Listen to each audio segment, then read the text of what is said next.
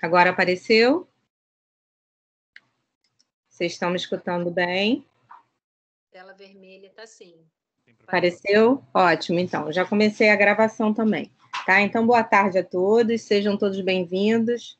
Tem pessoas aí que essa turminha eu já conheço lá de anatomia, a maioria, grande parte. A gente está se encontrando agora de novo em Dentística 1 e Dentística 2, né? Que tem gente que está fazendo 2 em 1 e saiu. O que houve aqui? Deixa eu olhar. Só um minuto. Pronto. Então, a gente hoje vai conversar, que nem a gente conversou sobre anatomia logo no início, sobre a nomenclatura das cavidades. A gente não teve que aprender o nome dos dentes, o número, cada número identificava um dente. Então, agora em dentística, como a gente faz a remoção do tecido cariado, a limpeza, né, dessa cavidade, um preparo, a gente precisa, para poder identificar e facilitar o nosso dia a dia, a gente deu nome aos burros, né? Ou seja, a gente deu nome às cavidades. E essa nomenclatura é uma nomenclatura universal, que facilita o nosso dia a dia. Então, quando chegar lá o paciente para você fazer uma avaliação, vocês vão ter um instrumento que você vai botar um odontograma, que você vai falar assim, o dente 16, eu preciso fazer uma classe 2, MO. Então, assim, eu já te falei exatamente o que precisa ser feito. Então, isso pode ser feito em materiais diferentes, vocês já deram materiais, né? Materiais restauradores, pode ser feito em amálgama, em resina, vai fazer uma restauração provisória. E por isso, eu já vou te dizer que é uma restauração posterior que envolve uma proximal e uma oclusal no dente 16, que é um primeiro molar superior permanente. Então, olha a quantidade de informação que eu dei em siglas, tá? Então, é isso que vocês vão aprender. Isso é uma classificação antiga, muito antiga, mas que a gente usa ainda no dia a dia, tá bom? Qualquer coisa, se vocês não entenderem, por favor, interrompe para não ficar falando sozinho, tá? Então, como é que a gente vai identificar isso? É simples, é uma crescente de conhecimento e não tem muito problema, tá bom? Então, a nomenclatura nada mais é do que um conjunto de termos que vão facilitar essa comunicação entre profissionais da mesma área. E a gente vai estar na massa do sangue, igual eu falei para vocês de anatomia. Depois que vocês souberem o número, essa classificação, vai ficar fácil essa comunicação, na verdade, tá bom? Então, além da gente aprender a nomenclatura, a gente tem que aprender o conceito mesmo do que é cavidade. Porque a cavidade, ou seja, aquele buraquinho que a gente vê lá no dente, né, na odontologia, você pode definir as lesões. Se ela é uma lesão causada por uma doença, pela doença cárie, ou se ela é uma lesão preparada pelo profissional. Então, nada mais é do que cavidade a destruição daquele tecido duro mineralizado, tá bom? Quer seja de uma origem patológica, quer seja de uma origem de preparo, tá? Que a gente vai fazer, então, a identificação desses dois tipos de cavidade. Ou ela é patológica, causada pela doença, ou ela é terapêutica, tá bem? A patológica é uma cavidade, na maioria das vezes, irregular, porque é essa destruição por ácidos causados pela lesão cariosa desses tecidos do dente, né, que são tecidos mineralizados, ele não é regular, ele é totalmente irregular, tá bom? Então, ela não tem forma muito definida. A gente tem mais ou menos uma sequência até da evolução dessa doença, porque dependendo da região que ela afeta, a gente tem os túbulos dentinários, os prismas de esmalte, que levam essa propagação a ser de uma maneira aproximadamente geométrica, mas ela é irregular, né? Você vê ela geralmente mais escura, você vê os bordos em esmalte irregulares, tá bom? Até aí tudo bem? Acho que sim, né? Cavidade patológica provocada pela lesão cariosa.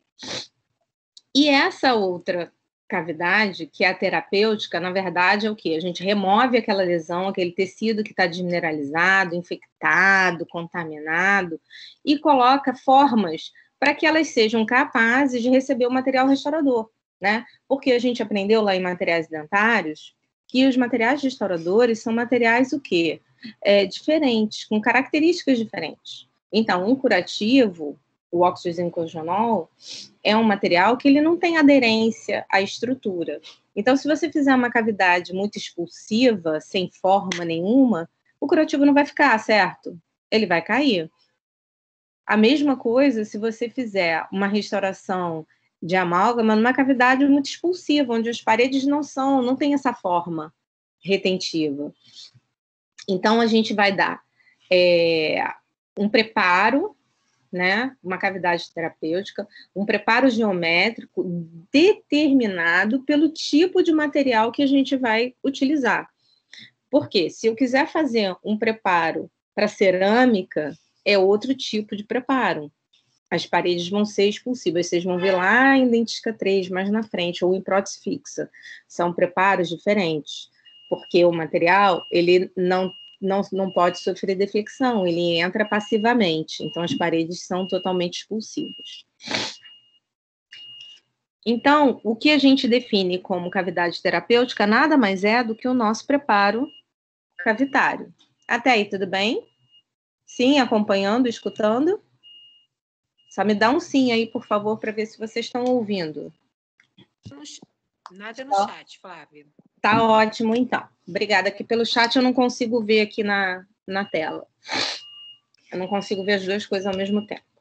Então, a diferença básica é essa. A cavidade patológica, essa tecido mais enegrecido, com as bordas de esmalte irregulares, e a cavidade terapêutica, onde removeu totalmente o tecido, as bordas bem regularizadas, lisas, para receber o material restaurador que será utilizado. Outro exemplo, no molar.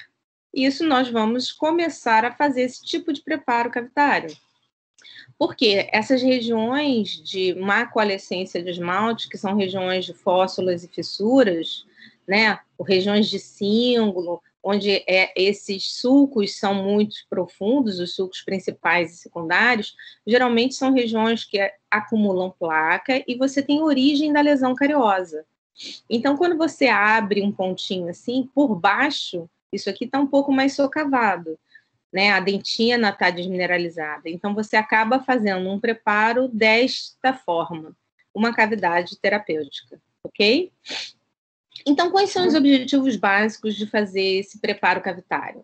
Então, eu já falei um pouco, né? Primeiro, fazer a remoção do tecido cariado, que está infectado, né? Tem bactéria ali, a gente precisa remover e dar condições do próprio dente fazer uma recuperação, uma resposta a essa agressão, né? Para a gente vedar e não deixar mais a infecção no local. Obtendo formas precisas que serão capazes de receber o material restaurador, né? Que nós vamos utilizar, impedindo que o dente se frature, ou seja, que ele não fique muito enfraquecido. A gente vai ter que ter uma forma específica para cada tipo de material restaurador e, principalmente, evitar a reincidência da lesão cariosa, tá bom? Um preparo bem feito e bem vedado evita a reincidência da cárie, desde que você oriente o paciente a fazer as normas de instrução de higiene oral, ensine a dietoterapia para ele, como que ele deve se alimentar, o consumo inteligente do açúcar, tá? Isso é uma aula mais para frente. Mas, nos atentos às cavidades, então a gente pode classificar essas cavidades de acordo com a finalidade dela, de acordo com o número de faces que acometem o dente e de acordo com as faces que elas estão envolvidas. E, por final, a gente classifica como blank. Então, normalmente a gente faz uma gincana e a gente pergunta, a gente pega o dente, um dentão grandão, um manequim, e mostra para você, ó, esse preparo, qual é o preparo? Qual é a classificação dele segundo Black? Vocês vão aprender classe 1, classe 2, classe 3, classe 4, tá? Então, a gente já vai saber, de acordo com o dente, o grupo de dentes e quantas faces ele ocupa, ou quais as faces eles ocupam, a gente tem uma classificação. Então, quanto à finalidade, a gente já aprendeu. Essa classificação de Monterrumo é uma classificação que veio mais moderna, né? E que acaba que a gente não usa muito. Então, a gente vai finalizar mesmo a aula de hoje na classificação de Black, tá? Então, quanto à finalidade, a gente pode dizer que ela pode ser terapêutica, que é onde a gente remove totalmente a cárie e deixa em condições de receber um material restaurador, que seja amálgama ou resina, ou então ela pode ser protética. A cavidade protética é aquela cavidade em que você precisa de um laboratório para realizar a restauração definitiva, que vocês vão aprender lá para frente em Dentística 3. Ou seja, eu fiz um preparo, eu moldo com material, essa moldagem vai para o laboratório, o protético confecciona a restauração indireta, que nós chamamos, que é uma restauração indireta, porque é feito por uma terceira pessoa. Quando ela volta para o consultório, a gente vai e cimenta essa restauração dentro do dente que foi preparado, tá bom? Então, ela pode ser terapêutica, onde você remove a lesão e restaura diretamente, ou ela é protética, que é uma restauração indireta. Necessita de uma etapa laboratorial. Então, essa é uma restauração, um preparo para uma restauração direta, quer seja para amálgama ou resina. E essa é uma protética, onde se preparou, por exemplo, perdeu-se um dente, preparou-se outros 2 dentes vizinhos e foi feita uma cimentação de uma prótese fixa, adesiva, de 3 elementos. Tá bom? Esse é um exemplo. Como pode ser só uma pecinha única. Pode ser unitária ou até 3 elementos, né? Ou protética, quando você entra em prótese fixa, você pode fazer uma reabilitação total, sobre implantes, enfim. Mas sobre dente, até 3 ou uma reabilitação extensa, que pode ser vários dentes associados. Mas entenderam, né? Precisa de uma etapa de laboratório. Então, de acordo com o número de faces dos dentes, é muito simples. É muito simples isso. Ela pode ser classificada de acordo com o número de faces que elas estão envolvidas. Ou ela é simples, composta ou complexa. Simples, quando tem envolvimento de uma face só. Ou seja, a minha restauração só envolveu a oclusal do dente. Composta, quando ela tem 2 faces envolvidas. Ela envolveu a oclusal e a proximal. Então, ela tem 2 faces acometendo o preparo. Ou ela é complexa, que é mais de 2. Então, essa, de acordo com o número de faces, é muito simples. Então, essa daqui é uma cavidade que envolve tão somente uma face, uma oclusal, que é uma cavidade com uma face envolvendo, né? O preparo está em uma face só, é uma cavidade simples. Simples e fácil, né? Aqui já é um preparo um pouco mais, que envolve mais de uma face, um pouco mais complicadinho, mas é uma cavidade composta, porque só envolve uma face, a oclusal, e a proximal, mesial. Até aí vocês estão acompanhando? Simples. Uma face. Composta, 2 faces envolvendo. E a complexa, mais de 2. Mais de 2, porque ela pode ter 3, 4, 5, é complexa. Se ela tivesse envolvido mesial, oclusal, distal e vestibular, cavidade complexa. Mesial, oclusal, vestibular e um pedaço da lingual, complexa. Passou de 2, é complexa. Até aí, muito fácil, não é isso? Mole, mole, fácil, fácil. Então, eu olho para cá, eu já sei que isso é uma cavidade simples, que tem uma face só que eu ainda posso dar o nome dela. Qual é a face que está envolvendo esse preparo? Eu sei que aqui é o oclusal do dente, professora, que eu aprendi lá em anatomia. Então, isso é uma cavidade oclusal. Também eu posso tão somente falar assim, não, o dente 36 tem que fazer uma O, ou oclusal. é uma cavidade simples, que é um tipo de classificação, mas eu posso classificar ela como nome, dou o nome da face que ela está envolvida, somente oclusal. Se eu quiser dar o nome ao meu preparo, eu vou fazer um preparo MO, desse aqui do lado esquerdo. Estão acompanhando? É um preparo o quê? Simples, composto ou complexo aqui? Quem me responde? Liga o áudio, por favor, e me responda. É simples? É composto, são duas faces. Composta. Muito bem, composta. Duas faces. Quais são as faces que estão envolvidas no preparo? A mesial e a oclusal. Então, eu posso falar que isso é um preparo mesio-oclusal, ocluso-mesial, posso dar o nome a esse preparo, ou tão somente abreviar, MO. Tá bom? Mesio-oclusal. A mesma coisa do lado direito, é um preparo também composto, que a minha cavidade, o nome dessa minha cavidade é uma cavidade disto-oclusal. Ocluso distal. Normalmente a gente pega proximal e depois joga para oclusal. Mas não está errado você falar um invertido. Ocluso distal? Não. Mas acabou se determinando que a proximal vem primeiro. Aí a gente fala sempre ou uma cavidade MO ou DO. Tá bem? Ou uma cavidade dessa que envolve mais de duas faces, é uma cavidade complexa. Que aí eu posso dar um nome a essa minha cavidade. Qual seria o nome dessa cavidade, gente? Respondam aí. MOD. MOD, isso aí. A abreviatura ou ela por extensa. Seria mesio-oclusal distal, seria isso? Mésio-ocluso distal. Ocluso distal. Isso. Okay. Uma cavidade MOD ou mésio-ocluso distal. Tá bem? Ou disto-ocluso mesial. Tanto faz, contanto que fale o nome das faces certas. Até aí tá muito fácil, não é? E aí agora a gente começa a complicar um pouquinho, mas também nada que não seja difícil, nada que a gente não acompanhe. Agora a gente vai aprender o nome das partes que constituem essa cavidade.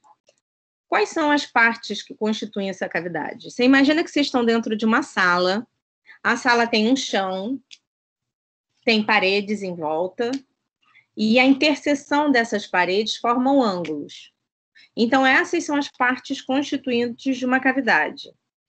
Paredes e ângulos. E essas paredes, elas vão dar os limites internos dessa cavidade, que circundam ela, que são como se fosse numa sala as paredes laterais, e as paredes de fundo, onde a gente, teoricamente, né, se a gente estivesse numa sala, a gente estivesse em pé na sala, a gente ia pisar. Então, o fundo dessa parede, geralmente, elas estão voltadas para a polpa do dente, tá bom? Porque o teto da minha parede, eu perdi, certo? Na hora que eu fiz o preparo, eu não abri o dente, então eu não tenho teto nesse preparo. Lembra da câmara polpar? A polpa lá em anatomia, que a gente tem paredes circundantes, elas recebem o nome, né, das paredes que estão próximas, e a gente tem um fundo lá que separa, né, a câmara polpar, as entradas dos canais, que a gente chama lá de soalho, e tem o teto, né, da câmara pulpar, mas a polpa, ela fica toda fechadinha naquele quadrado, como se fosse uma sala fechada, tem o teto. No meu preparo, o teto foi perdido, então eu só tenho paredes circundantes e paredes de fundo. Então, essas paredes circundantes são paredes laterais à cavidade e elas vão receber o nome da face que estão envolvida. Por exemplo, nesse preparo simples, é um preparo simples, que envolve qual face mesmo? É por repetição, gente, vamos aprender. Qual face? Oclusal. Ela tem paredes que circundam esse meu preparo. Essas paredes laterais, circundantes. Então, aqui seria vestibular. Do outro lado, qual seria a face? Isso aqui é qual dente mesmo, gente? Vocês sabem, olhando assim? Que dente é esse? Quem me responde aí? Liga aí o áudio. Vê se vocês lembram ou esqueceram tudo de anatomia. Oh, meu Deus, o que umas férias não fazem? Hein? Que dente seria esse? Primeiro molar, segundo molar, superior ou inferior? Quem chuta aí? Quem pode me responder isso? Não chuta, né, gente? Olha, vou ficar arrasada se vocês errarem. Ninguém responde. Que perigo. Vamos lá. Pode botar no chat, gente. Alguém me responda aí no chat? Não querem lembrar, né? Não tem nada no chat, não. Tem nada, né? Então vamos lá. Isso aqui é um primeiro molar, ó. 3 cúspides vestibulares, bem grande, uma forma retangular. Aê, sabe? Primeiro molar inferior. Muito obrigada. Primeiro molar inferior. E se a gente fosse colocar ele no quadrante, esse aqui seria um 36. Então, essa parede vestibular, que tem as 3 cúspides, essa parede que circunda esse meu preparo é a vestibular. Aqui seria que face lingual. Então, essa parede circundante receberia o nome da minha face, lingual. A outra proximal, mesial, e a outra distal. Então, essas paredes circundantes recebem o nome e as faces a qual elas estão voltadas. Olha lá, vestibular, mesial, lingual e distal. Se a gente fizer num preparo que não é simples, é um preparo composto, as paredes perdidas não recebem nome, mas as paredes a qual a parede está voltada, né, está próxima, ela vai receber o nome. Então, essa parede circundante aqui vai ser mesial ou distal. Essa daqui vai ser ou vestibular ou lingual. E a outra será lingual.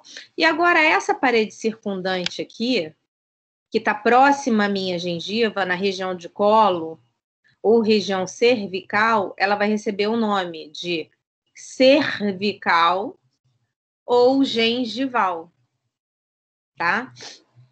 A mesma coisa num preparo anterior, olha lá, a minha parede circundante, essa face interna aqui, é vestibular, a outra face lingual, e a que está voltada para a região cervical do meu dente ou região de colo é uma parede cervical ou gengival. Isso são os nomes das paredes circundantes. Professor, Tá certo? Oi, pois não. nessa figura anterior, na classe 3, Uhum. o dente permanece tendo a sua oclusal, ela não foi perdida. Isso. Nesse caso, essa parte seria o teto da cavidade, a gente nomeia? Poderia ser classificada como teto, mas como isso aqui é uma união, interseção entre as paredes, a gente não dá o nome dessa parede porque ela não é uma parede definida, na verdade ela é a união das duas. Essa interseção a gente poderia falar que é um ângulo incisal, entendeu? Não tem uma parede, mais uma parede aqui separada, sabe? Entendi. Seria só o ângulo formado pelas paredes, entendi. Isso, seria só o ângulo formado pelas paredes. Tá? Mas boa observação sua, muito boa. Então, vamos agora para as paredes de fundo. Elas podem ser pulpar ou axial. Aí complica um pouquinho, mas assim, a gente vai dar umas dicas que facilita essa identificação. A parede pulpar é aquela que se apresenta ou paralela à face oclusal, que eu acho que é mais fácil da gente poder identificar, ou ela é perpendicular ao longo eixo do dente. Então, vamos relembrar, ó. Ou ela é paralela, essa linha horizontal, que é o plano oclusal, seria essa parede aqui, ó, que é a minha parede de fundo do meu preparo, que é pulpar, ou ela é perpendicular, ela forma um ângulo de 90 graus, com o meu longo eixo do dente. Então, é mais fácil pensar assim, aonde é a oclusal do meu dente? Ela é paralela à oclusal do meu dente? Ela é minha parede pulpar. Essa aqui preta. Tá bom? Então, nesse preparo, eu tenho uma parede pulpar. E essa parede aqui embaixo, apesar de ser paralela ao meu plano oclusal, ela não é parede pulpar. Assim, ó, outra dica, paredes circundantes, elas têm comunicação com o meio externo. Então, essa parede aqui, nesse preparo, quando a gente olha, ela se comunica com o meio externo. Então, essa é uma parede circundante, que é aquela que eu falei que é voltada para a região cervical ou gengival. A parede pulpar, ela não se comunica com o meio externo. Ela está dentro, entre as paredes circundantes, né? Então, isso é uma parede de fundo. É uma grande diferença entre as paredes, tá? Toda parede de fundo, quer seja pulpar ou axial, ela fica entre as paredes circundantes. Ela não se comunica com o meio externo.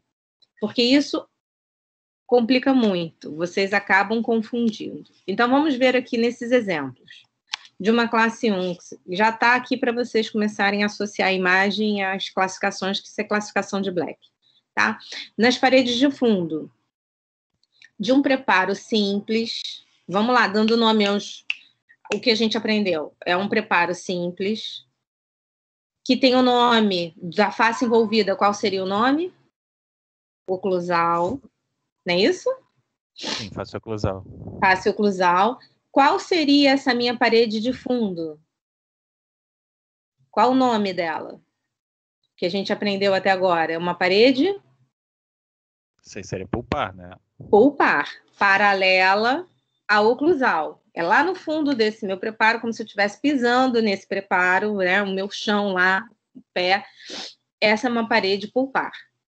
Nesse preparo, que é um preparo complexo, que envolve 3 faces, MOD, mésio, ocluso, distal, eu tenho 3 paredes de fundo. Uma parede de fundo, essa bem amarelinha aqui que a gente vê nessa visão direta, aqui no fundo, tá vendo o mouse? Que é uma parede pulpar. E essas laterais aqui se encontram, porque isso aqui é um degrau, como se fosse um degrau. Esse degrau que tem aqui, essa lateral, é uma parede axial. Ó, vamos chegar lá, na parede axial. A parede axial, ela se apresenta paralela ao longo eixo do dente. Você viu que é diferente? A parede pulpar é perpendicular ao longo eixo. A axial, ela acompanha a polpa, ou seja, nesse meu preparo, ó, ao longo eixo do dente, a parede axial é essa aqui desse degrauzinho, ó. Ele tem um degrau aqui. É uma parede de fundo. Tá vendo? É como se tivesse um degrau aqui, uma escada. É uma parede de fundo que se chama axial. Vamos ver outra visão. Olha lá. Então, a gente tem paredes circundantes, vestibular, distal, lingual, mesial. Olha lá. Ali seria uma lingual, mesial ou distal. Vestibular não vai ter aqui do outro lado que foi perdido, né? Foi um preparo até aproximar o do dente. E a gente tem as paredes, a cervical ainda lá embaixo, próximo à região de colo. E a gente tem as paredes internas, que são as paredes de fundo, a pulpar e a parede axial. Cadê? Volta lá. Desculpa, que aqui também tem a axial. E tem a pulpar ali no final. Esse preparo MO, ele tem a parede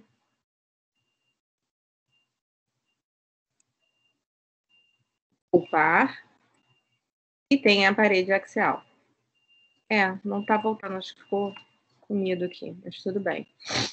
O importante é saber que essa parede aqui, ó, é a pulpar, essa de fundo, nessa proximal, e aqui é a axial, porque a pulpar, ela é paralela ao oclusal, e a axial, ela é paralela ao longo eixo do dente.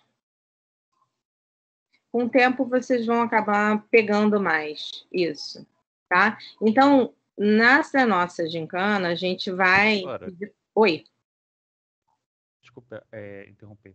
No caso, essa definição entre ela ser paralela com o plano oclusal ou ela ser axial, isso está relacionado com a profundidade, o fato dela ser mais longa do que larga? Não tem a ver com a profundidade, tem a ver com a posição geométrica mesmo. É porque é um degrau. Você imagina uma escada. Aonde você pisa seria a parede de fundo pulpar. Não tem um espaço entre um outro degrau que você pisa? Não tem aquela altura? Sim. Então, aquela altura seria a axial. Tem a ver com a posição geométrica mesmo. É só para a gente poder identificar. Por quê?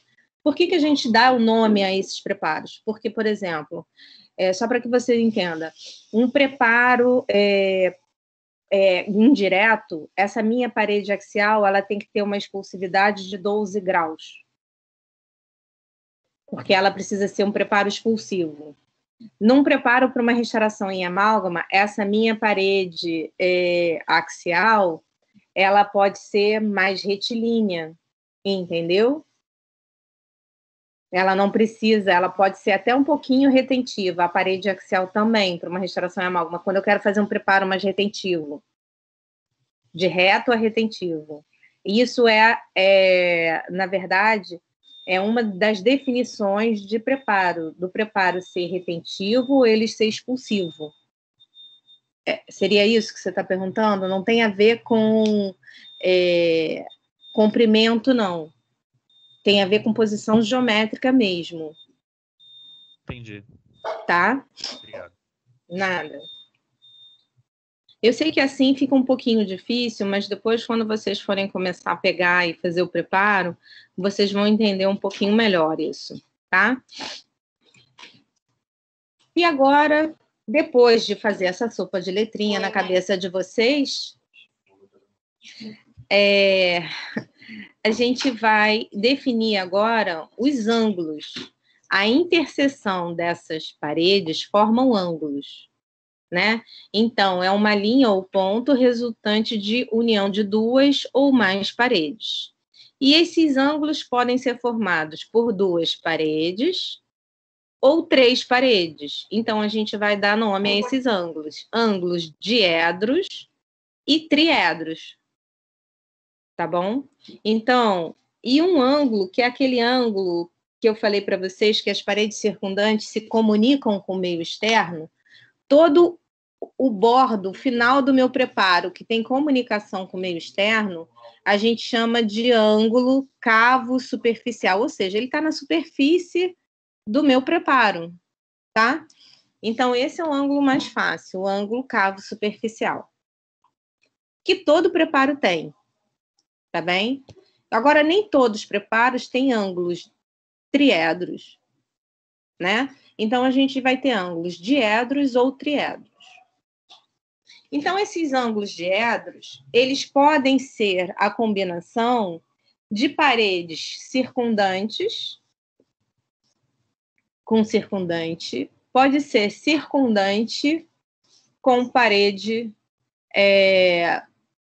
de fundo. Então, a gente vai ter ângulos diedros de primeiro, segundo e terceiro grupo. Como não bastasse, né, a união de duas paredes, a gente ainda dá grau a esses grupos. Então, o ângulo diedro de primeiro grupo é um ângulo formado para união de duas paredes circundantes. Vamos exemplificar? Por exemplo, ele pode receber o nome da vestibular com a mesial. É um ângulo vestíbulo-mesial. A minha parede lingual com a mesial ou distal. É meu ângulo língua-mesial ou mésio-lingual, tanto faz. E assim sucessivamente, ou seja, duas paredes circundantes que se unem. Por exemplo, olha lá, a gente tem a parede vestibular, que circunda esse meu preparo simples, e a parede mesial. A interseção dessas duas paredes, esse pontinho aqui interno do meu preparo, né? Essa linha da interseção dessas duas paredes é um ângulo diedro de primeiro grupo. Seria um ângulo vestíbulo mesial. Ou a interseção dessa vestibular com a distal também seria outro ângulo diedro, ou seja, formado por duas paredes circundantes de primeiro grupo, aí ele pode ser vestíbulo lingual. Você não pode fazer um ângulo vestíbulo lingual. Por quê? Elas não se unem, certo? São duas paredes circundantes? São. Mas elas não se unem nesse preparo. Então, é só na interseção das paredes. Olha lá, parede distal com parede lingual. É um outro ângulo diedro de primeiro grupo, disto-lingual. E o último, um ângulo mesiolingual. Então, neste preparo, nós temos 1, 2, 3, 4 paredes circundantes. Quais são elas? Uma parede vestibular, uma parede mesial, uma parede lingual e uma outra distal, circundantes. E quantos ângulos diedros de primeiro grupo eu tenho? A gente acabou de dar o nome a eles. A gente tem 4 ângulos diedros de primeiro grupo. Até aí, ok? Ou já se perderam? Eu volto. Acompanhando? Quando vocês ficam nesse silêncio absoluto, eu quase morro. Estão processando. Estão processando? Então tá bom. Um outro tipo de preparo, que é um preparo mesio-oclusal, né? Que é um preparo composto. Quais são as minhas paredes circundantes? Estão ali já na imagem. Vestibular, mesial, lingual e cervical. A interseção dessas paredes, ou seja, quando elas se unem, a gente tem um ângulo diedro de primeiro grupo. Então, quais seriam os nomes desses ângulos? Mesio-vestibular. Outro ângulo, gente. Fala aí para mim. Quero ver se vocês participam para ver se vocês estão conseguindo acompanhar. Eu vou começar a chamar pelo nome para ver se vocês estão acordados. Vamos lá. Mesiolingual. Mesiolingual, muito bom. Ana Carolina. Loécio, cadê a Ana Carolina? Me diz aí, um outro ângulo diedro de primeiro... Ana Carolina colocou mesiolingual também, colocou no chat. Mesiolingual. Ótimo, legal. Vamos ver, quem mais?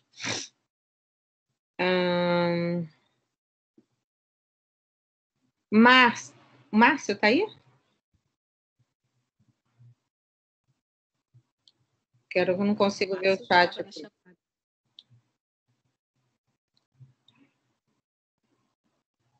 Bruna. Diz aí, Bruna, um outro ângulo. De primeiro grupo, um diedro de primeiro grupo. Já saiu mesiolingual, mesiovestibular. Parede circundante. Ó, a interseção da cervical com a parede vestibular. Então, a gente tem um outro ângulo, cérvico ou língua cervical, cérvico lingual, ou cérvico vestibular. Então, nesse meu preparo, que é um preparo composto, mesio-oclusal, ele tem 4 paredes circundantes e 4 ângulos diedros de primeiro grupo. Ok? Acompanhando? Então, vamos complicar mais um pouquinho. Então, esse nosso ângulo pode ser formado por paredes diferentes. Uma parede circundante e uma de fundo. Então, a gente vai ter ângulo diedro de segundo grupo. Por exemplo, todas as paredes circundantes com uma parede de fundo que a gente já sabe qual é essa, parede pulpar. Então, eu vou ter um ângulo vestíbulo pulpar, outro ângulo disto pulpar, outro ângulo língua pulpar e outro ângulo mésio-pulpar. Então, neste meu preparo simples, eu tenho ângulos diédros de primeiro grupo, que são os circundantes com circundantes, são 4, né? Vocês não precisam decorar isso, é só entender o fundamento que é. Tá, ângulo diedro. Tá bom, di são duas paredes. Primeiro grupo é circundante com circundante. Então, eu já sei que aqui seria uma união entre uma parede vestibular e lingual. Eu teria um ângulo aqui nessas paredes, um ângulo vestíbulo distal, se fosse de primeiro grupo. Ah, tá.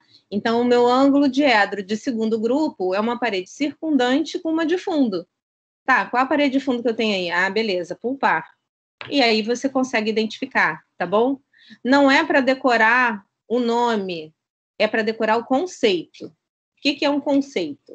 Tá? São ângulos di formado por duas paredes. Ah, segundo grupo é circundante com de fundo. Aí eu consigo dar o nome aos ângulos, tá bem? Então, esse ângulo... Já passei, voltei. Esse ângulo diedro de segundo grupo, depois que você lembrou que é circundante com de fundo, eu consigo dar o nome a eles. E num preparo um pouco mais complexo, né, que é um preparo composto, a gente tem que identificar as paredes, eu tenho que saber dar o nome às paredes. Ah, então eu já sei. Lá é minha parede, lá no circundante é uma proximal, ela é mesial distal. Aqui não tem o nome, né, porque ela se perdeu, englobou no preparo. Então, eu vou dar um ângulo diedro de segundo grupo. E aqui é que complica, porque aqui eu tenho duas paredes de fundo, uma parede pulpar, como eu falei do degrau, onde a gente pisa, e aquela altura para o próximo degrau. Eu tenho uma parede axial, que ela é paralela ao longo eixo do dente. Então, eu vou ter ângulo formado de diedros de segundo grupo pela parede pulpar e circundante e pela parede axial e circundante. Concordam comigo? Então, a gente vai ter uma parede pulpo mesial, uma parede pulpo vestibular numa porção, outra parede pulpo lingual ou língua pulpar, tá bem?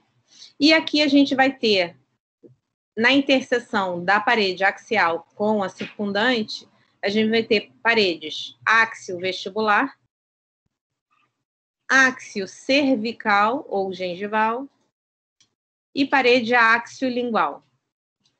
Deu nó? Ou acompanharam?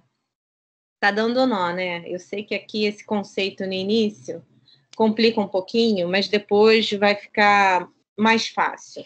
É só lembrar dos conceitos, tá bom? Diedro de segundo grupo é uma parede de fundo com uma parede circundante. Primeiro grupo, circundante com circundante. E o terceiro grupo é o ângulo formado pela união das paredes de fundo. Esse é o mais fácil, é um ângulo diedro formado de duas paredes, fundo com fundo. Quais são as duas paredes de fundo que existem, gente? Essas vocês podem me responder. Axial e pulpar. Então, qual é o nome do ângulo? Diedro de terceiro grupo, áxio, pulpar. Né? Então, ele só vai ter esse ângulo em preparos que você tem perda de proximal, onde eu tenho essas duas paredes de fundo.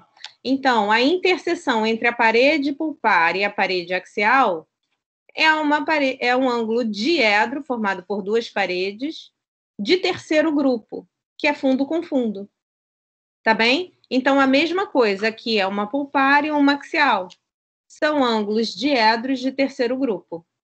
Tá bem? A interseção dessas duas paredes de fundo forma um ângulo que é um diedro de terceiro grupo.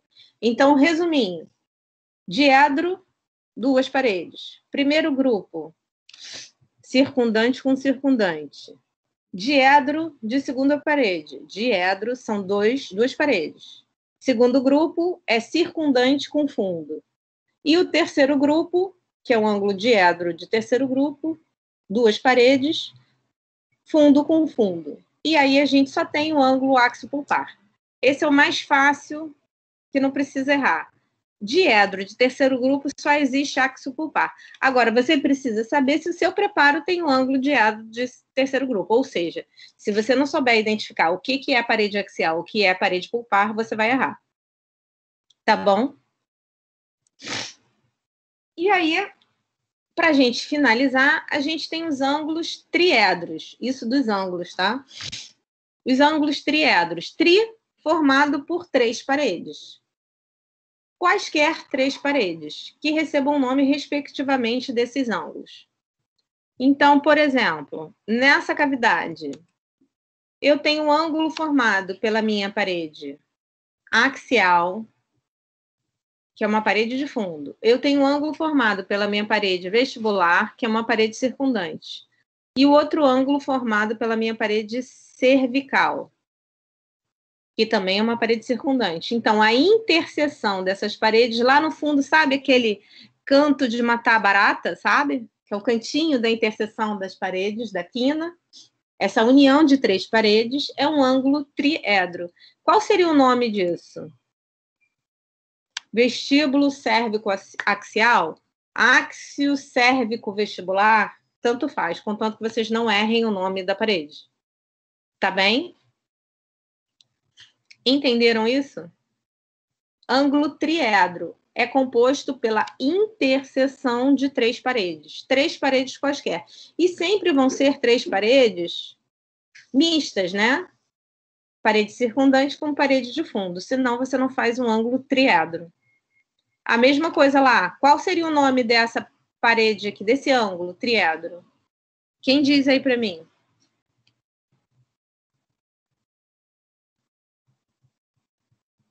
Sabe? Lingodito axial. Isso. Não, axial não. Essa parede aqui, ó, é a parede pulpar. Axial é a da altura do degrau. Aqui é a parede pulpar. É certinho. É lingo, disto, pulpar. Tá bem? Porque aqui nós temos 2 paredes de fundo nesse preparo. Sempre quando tiver um degrau, como se fosse um degrau no preparo, você vai ter 2 paredes de fundo. Uma pulpar e a outra axial. Tá bem? Então, aqui, ó, lembra que eu falei que seria um ângulo? A interseção das paredes? Que você me perguntou? É Fernanda, né? Perguntou? Sim, que é a questão do ângulo incisal, né? Formado pelas 2 Isso. paredes. Então, a gente tem um ângulo triedro incisal, que é o ângulo formado pela interseção da parede vestibular, minha parede palatino-lingual e a minha parede de fundo. Qual o nome dessa parede de fundo aqui? Vamos pensar. Ele é paralelo ao longo eixo do dente ou ele é perpendicular? Ele é perpendicular. Não. Não. Ao longo eixo ele é paralelo. Paralelo ao longo eixo do Ele é dente. axial. Isso, uma parede axial, perfeito. Então, qual seria o nome desse ângulo incisal? Se eu quisesse dar o nome das faces envolvidas. Áxio vestíbulo incisal? Áxio, vestíbulo, palatino ou lingual. Incisal. É áxio, vestíbulo, áxio, no fundo, vestíbulo, palatino ou lingual. É um triedro incisal. Não, tá. Isso, tá? Porque incisal não é uma parede, ela é só uma referência, é a interseção. É um outro ângulo. Isso, é um ângulo, é um triedro incisal. A gente pode mudar esse nome para triedro incisal, tá bom? Então, vamos lá. E agora, aquilo que eu falei que é o mais fácil, que é o ângulo formado pela junção das paredes circundantes com a superfície externa do dente. É aquele bordo, aquela quina para a superfície externa do dente. É um ângulo que circunda todo o meu preparo cavitário. É um ângulo cavo superficial. Por que, professora, por que eu preciso saber o nome disso tudo, gente? Não é só botar lá e fazer o preparo? Não, não é. Porque lá em Dentística 2, vocês vão aprender que para você poder mascarar uma restauração estética, classe 4, né, e você fazer uma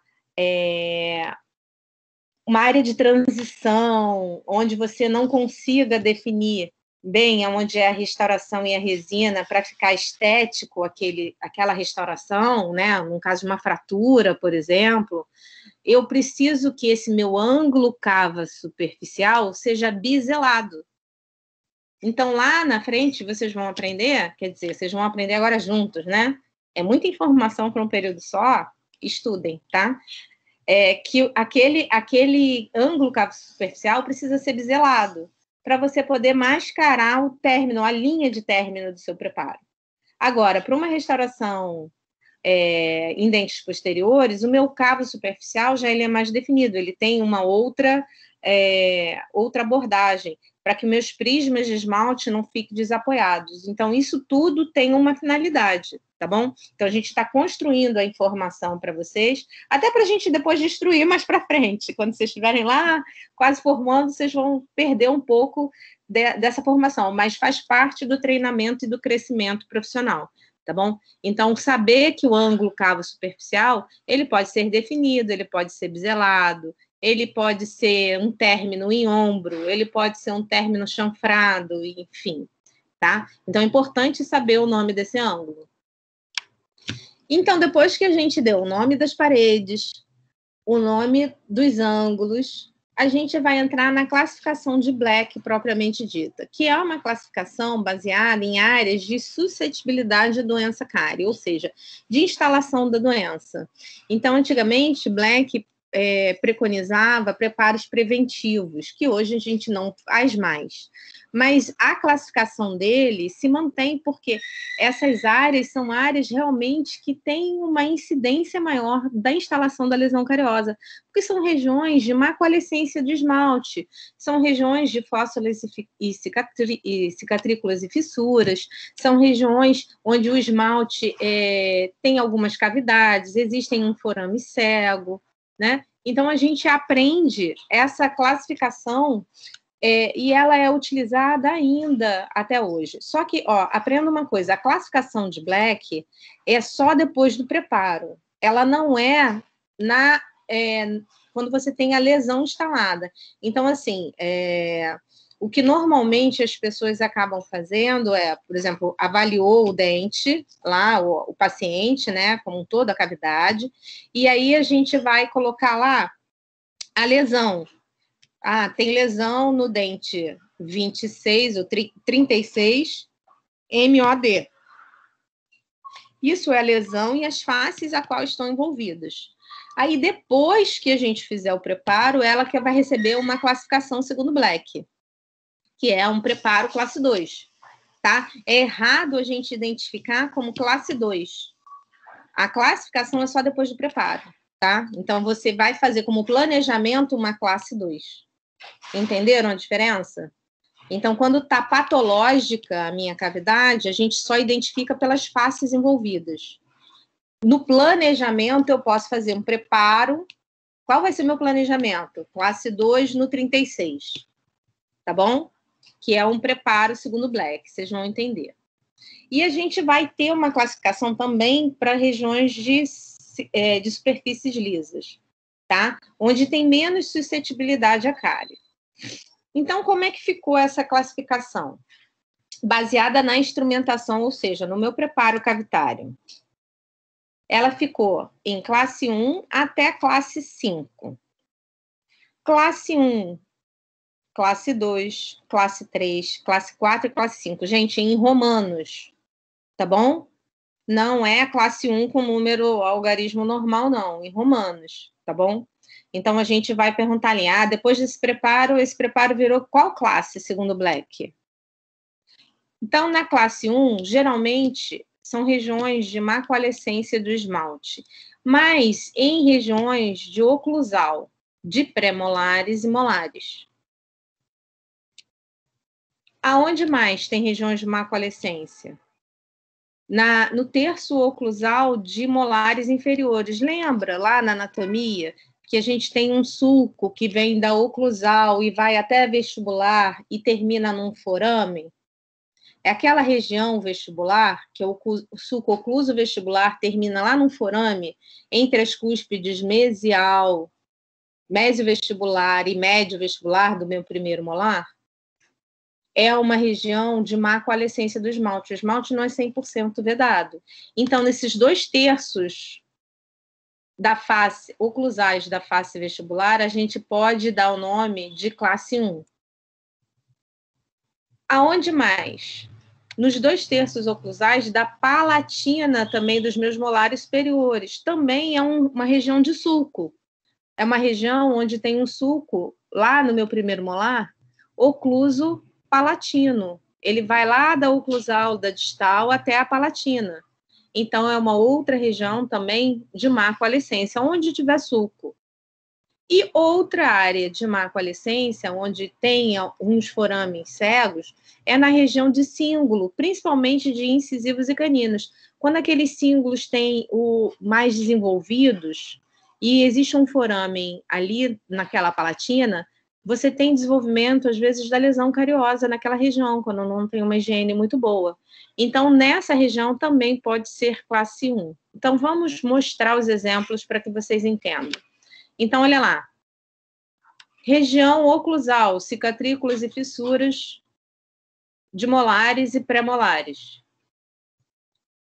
Região de cíngulo, onde tem má coalescência, aquela interseçãozinha. Às vezes tem um foramen cego, tanto de incisivos quanto de caninos. E região de sulcos, ocluso vestibulares ou ocluso palatinos. Ocluso vestibular, tem um foramen cego aqui, geralmente tem lesão cariosa, às vezes a pessoa não escova muito bem e desenvolve a lesão aqui. E aqui também, ocluso palatino, primeiros e segundos molares superiores. Então, isso tudo, todas essas regiões que tem a lesão cariosa, e você vai preparar isso aí, isso vai virar classe 1 de Black. E esse preparo é um preparo, vocês já viram que a gente repetiu várias vezes a mesma imagem?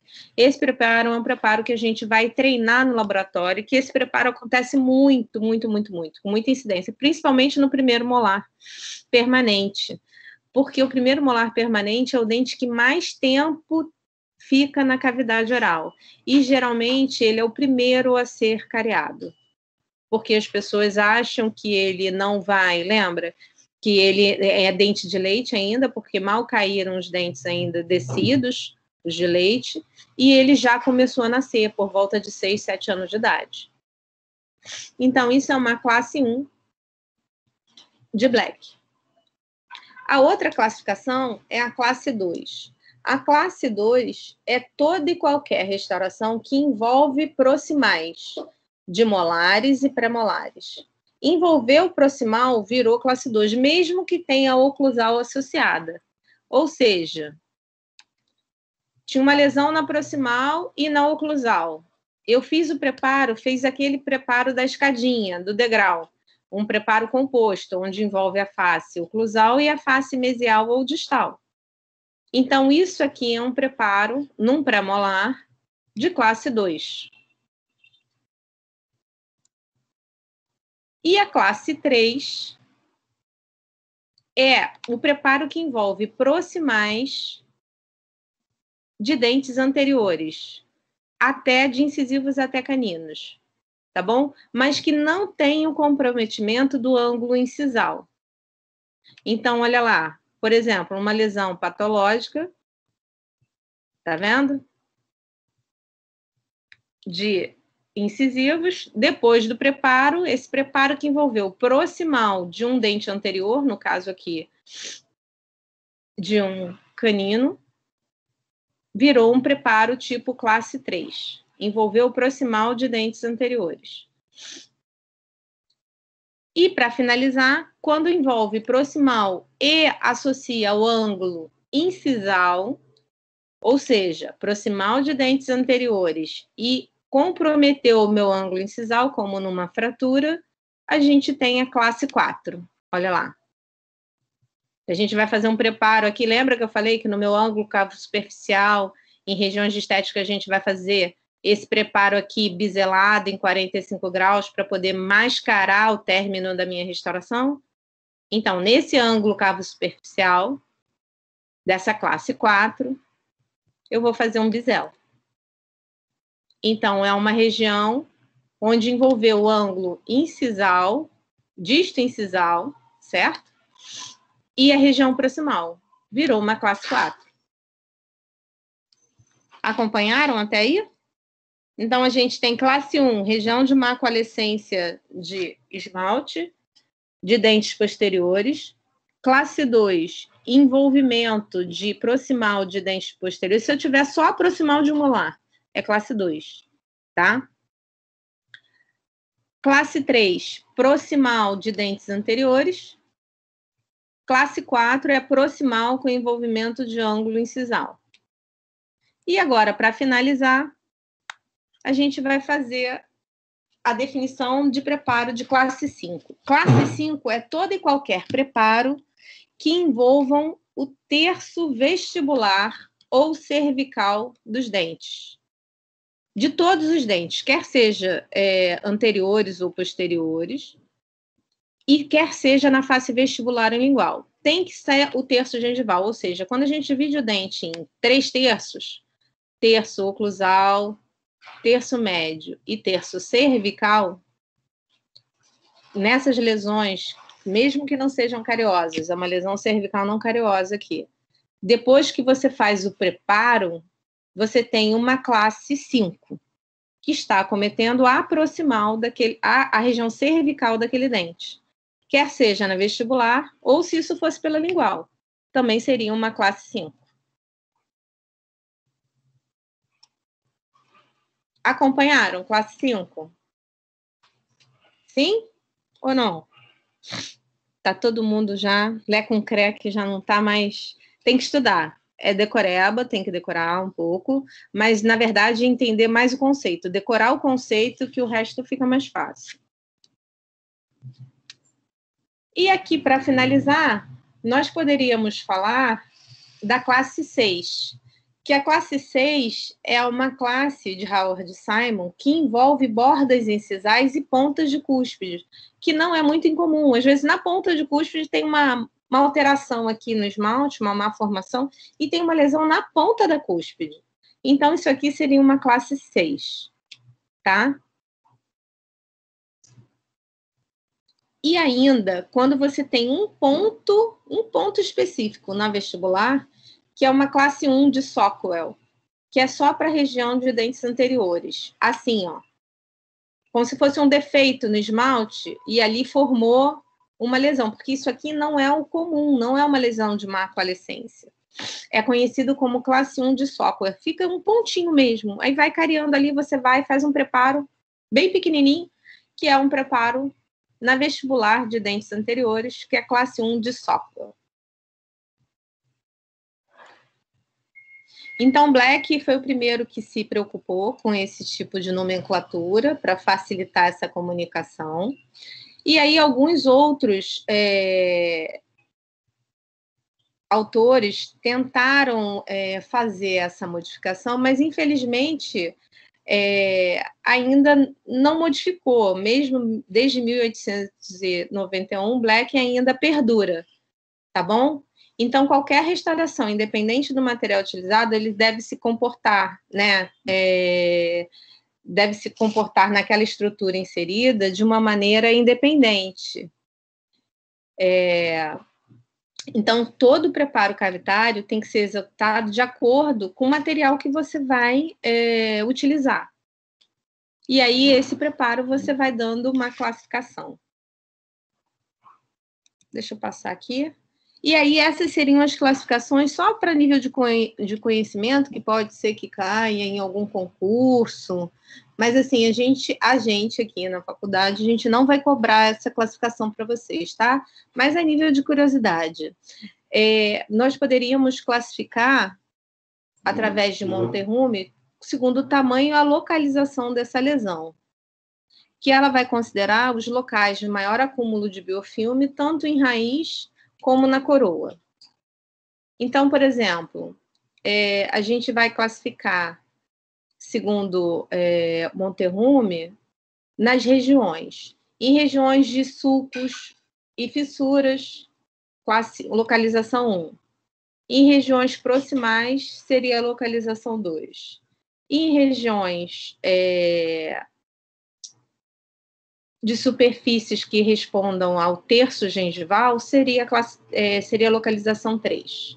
E de acordo com o tamanho, quando você tem o mínimo de envolvimento de dentina, quando você tem um moderado envolvimento da dentina, tamanho 2, e tamanho 3, quando você tem a cavidade é maior que a anterior, né? Mais do que uma cavidade moderada, e que o remanescente ainda é suficiente para receber uma restauração direta. E tamanho 4 é quando as cáries são tão extensas que você perde até a cúspide, que aí você precisa de uma restauração indireta. Isso é só curiosidade, gente. Tá? Não precisa se preocupar, só para que vocês entendam, no dia que vocês pegarem o livro e forem ler. Aí eles fazem uma classificação associada de região cicatrícula e tamanhos de 1 a 4, aí dá 3,4, só para dificultar mais a vida, tá bom? E aí a deficiência dessa classificação é que não estão inclusas lesões não cavitadas, né? E nem sempre referência à profundidade. Então, essa classificação foi acabando deixando em desuso, tá? Então, eu acho que, assim, a gente pode finalizar essa aula aqui, ó, só para que vocês entendam, tá vendo? Eles vão associando ausência de cavidade, eles modificaram quando a restauração é mínima e a localização, quando ela é muito grande, a localização. E aí eles vão fazendo a associação 3,4, 3,0, quando não tem cavidade. Mas é só a nível de curiosidade. A gente só vai cobrar a partir de Black, tá bom? Então, eu vou parar de compartilhar e vou estar aberta aqui as perguntas. E vou parar de gravar. E vocês fiquem à vontade.